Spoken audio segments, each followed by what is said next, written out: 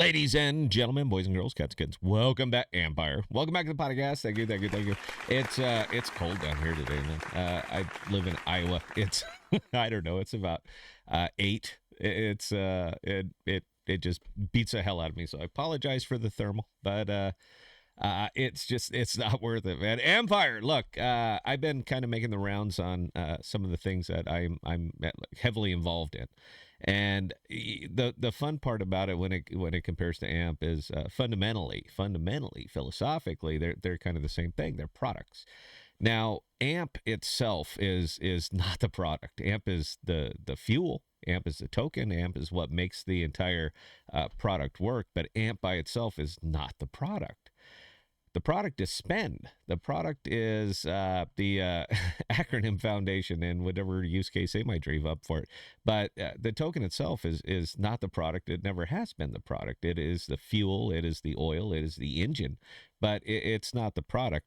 Now, when you come over and take a look at, and I blew this up for over 3 months because it looks a lot better at 3 months. You kind of got to dismiss what's going on right now, man. Look, with Bitcoin being as stable as it is, you know what? You're only going to get so much action out of the alternative tokens. And I honestly, I don't care what their market caps are. Most of these things are inflated anyway. But it's a 24-hour view or a 48-hour view or a 1-week view. It's really irrelevant to this. It's correcting along with everything else, man. It is what it is. But the difference between what this one does and I'll even say what Bitcoin does, is that AMP by itself actually has a purpose. It is a collateral token to enable people to buy goods and services using right now just the spend app. I don't know what else they have in mind, but that's what it does.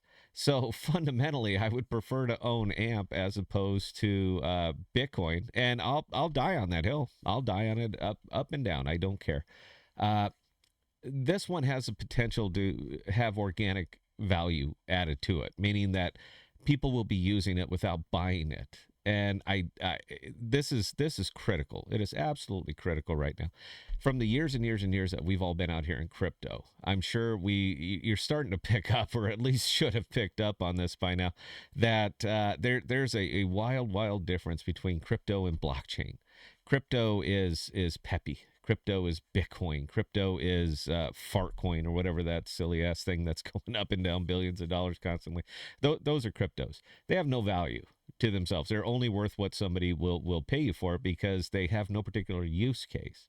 AMP by itself actually does have a use case. Now, I know I get heat anytime I make a video about this when I just point out some fundamental truths. And AMP, yeah, they don't like me. They've never been big fans of me. You know what? They were when I was saying the same thing I'm saying now, but I was saying it 5 years ago. But the token was ascending, and there's kind of a universal truth out here in crypto. It's investing as a whole, but particularly in crypto, that if token go up, product good. If token goes down, product bad. That's it. I mean, it is literally that binary. Now, anything here, particularly on the price action, all this can be explained. It's very, very heavy on central exchanges. The bulk of the people that are on central exchanges really don't even understand the difference between crypto and blockchain. They don't understand blockchain technology, and they don't care about blockchain technology. They care about token go up. So when something is starting to ascend, like right there in this period right here, where it was getting tons and tons and tons of action, token good, product good, community good, can't wait, gonna get that Lambo, and yeah. But then the narrative moves on, or some sells happen, token starts to descend. Now all of a sudden there's no interest. Oh my God, it's going to go into zero and so forth. But what I mean fundamentally is there's several tokens that I'm very, very long on. Jackal. Love Jackal because it gets organic growth through data storage. I love Flix, OmniFlix. I'm a huge fan. If you haven't checked out omniflix.tv, check out omniflix.tv. They got a lot going on over there. But the way AMP is the fuel and the engine for right now, the best known is probably the Spend app. The Flix token is the fuel, the engine, the oil for omniflix.tv and the additional products. So philosophically, they're aligned. I mean, they're doing the same thing, and this is what interests me out here. We cannot continue existing and building an entire industry that is based solely around a speculative product, because when people get bored, people lose interest, people move on, all of their liquidity goes with them, and it blows up the world. This right here is nuking everything. I mean, it's just absolutely nuking everything, and there's no particular reason for it aside from Silk Road, but there's no particular reason for it. Nothing fundamentally changed at all about this token, with the exception of the price. And we cannot keep existing in a realm like this. So I support products that I can see a future for.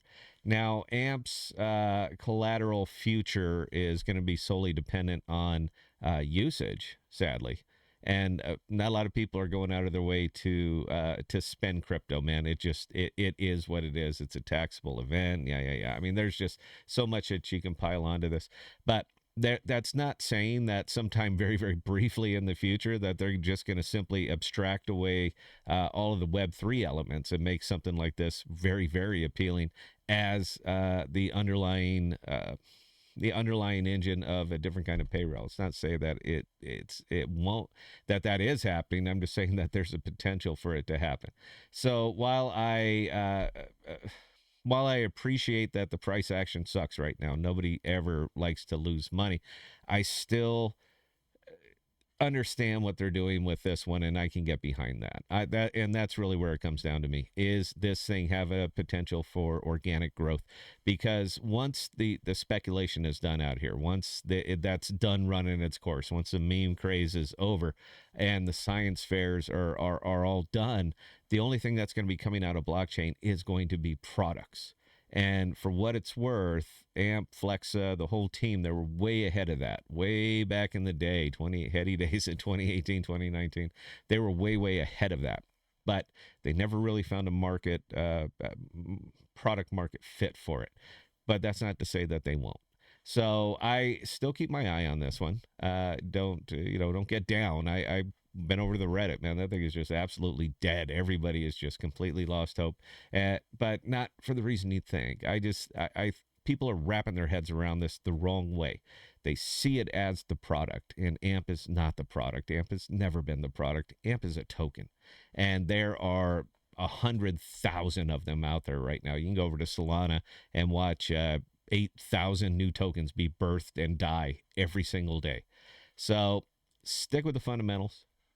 Hope that they can find the right fit for this thing, and sure, there could be some there. But yeah, that's it. Questions, comments, scottthepodcast.com. I answer any and all. And until next time, please stay safe. Please be smarter than money, guys. Cheers.